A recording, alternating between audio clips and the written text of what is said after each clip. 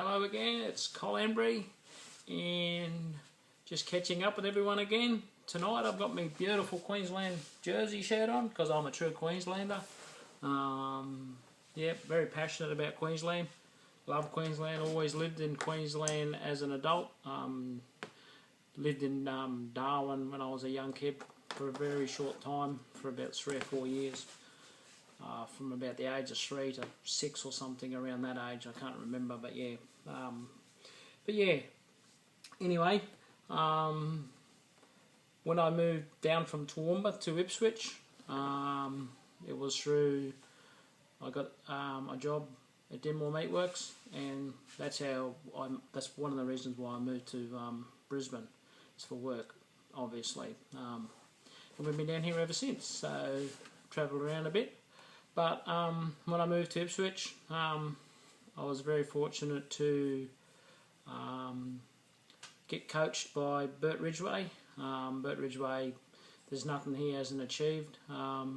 He was brilliant in his day, and he's a good person's. He's a bit like Wayne Bennett in my eyes. You know, he knows how to communicate with people and get his point across. He's very, very a good sport. Acknowledges good darts when he sees it. Doesn't matter whether it's against him or what. Yeah, and he knows how to teach. So, but I'll get into that later on. Maybe I'll even be fortunate enough to spend some time with Bert and maybe do an interview with him or something like that. I'm not sure if he will or he won't. But yeah. So yeah, and he taught me a lot of things. And yeah, that's where my journey started in Ipswich. So I actually started repping for Ipswich, and then once again I wasn't classed as good enough for the top side. So then I moved on, and I moved to inner cities.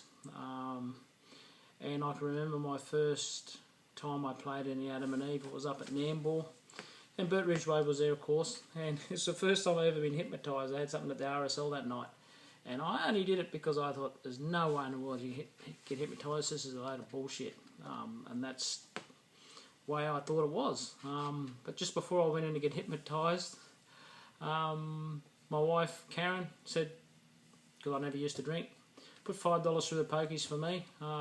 Seemed I can't come with you because she was at home with the kids, and I won the jackpot. And I felt like a real goose because the machine wouldn't work. And I said to the lady beside me, I said, "Why won't the machine work?" She said, "Because you've won the jackpot." I think I won $1,000 or something like that, which back in them days was a lot of money.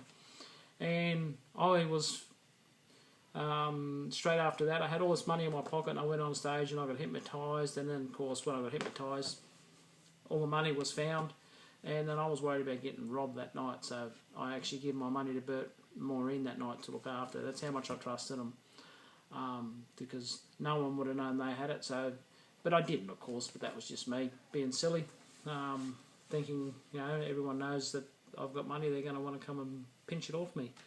But yeah, at that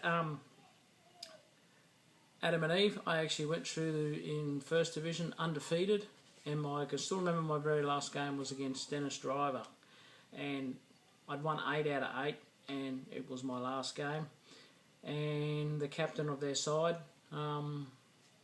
didn't give me any chance of winning, and I beat Dennis, and of course went through undefeated. And his conversation to Dennis after it was, "You're going to get dropped. Fancy getting beaten by Colin Embry.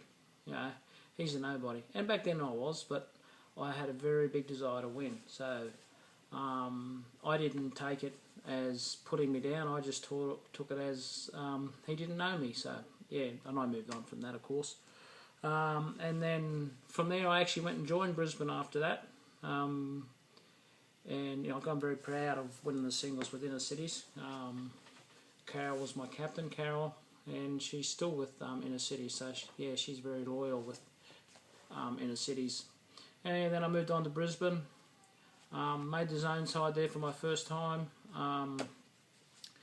and also made the Adam and Eve side as well there. One of the players that got dropped there wasn't very happy about getting dropped for me, but I'd earned my spot.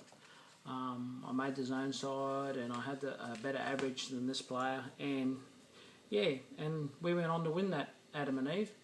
Well, not the first Adam and Eve, we lost, and of course I was a scapegoat, so they dropped me, but it wasn't long after and I was back in, and we we won the Adam and Eve with Brisbane, and we also, it's been a long time since they'd won it apparently, and actually it was the inner city side that hadn't won it for ages, because we won the inner cities out at Roma. We travelled all the way out to Roma, and we won the sixer side, which was double start, with Richie Lawson and all them, Gordon Smith, Alex Devaney, Steve Walsh, Andy Cattle, I think. I think that was our side, but yeah, we went through and we won it. So yeah, it was a good trip back, even though I didn't drink. So yeah, and then I don't know why, but some reason after that I left Brisbane, went to Logan, down there with Frank Turl, and I just love that club because we helped build it. We had working bees, and they gutted an old telecom place and rebuilt it, and that's the clubhouse they've got now. So yeah, I really loved it there. And we actually won our Adam and Eve for them in Bundaberg. You know, Andrew Towns was in the side, me, I can't remember who else was in it. My sister-in-law, Michelle, she was in the side, and we had a very good side, and yeah, we just gelled, and we just loved each other's company, and yeah, I think I was actually the bus driver on the way home, because I never used to drink. Still never used to drink, but yeah. Bob Mychalk, yep, he was in the side, so yeah, it was very good back in those days.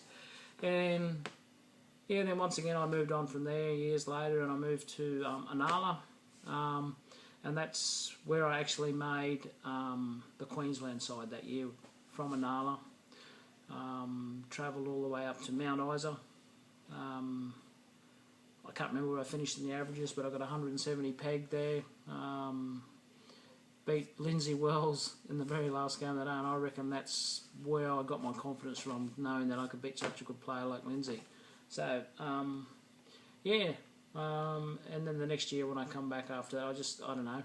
After I'd worked so hard to get the Queensland side, I just didn't have that killer instinct anymore, and then I gave the game away after that for a while.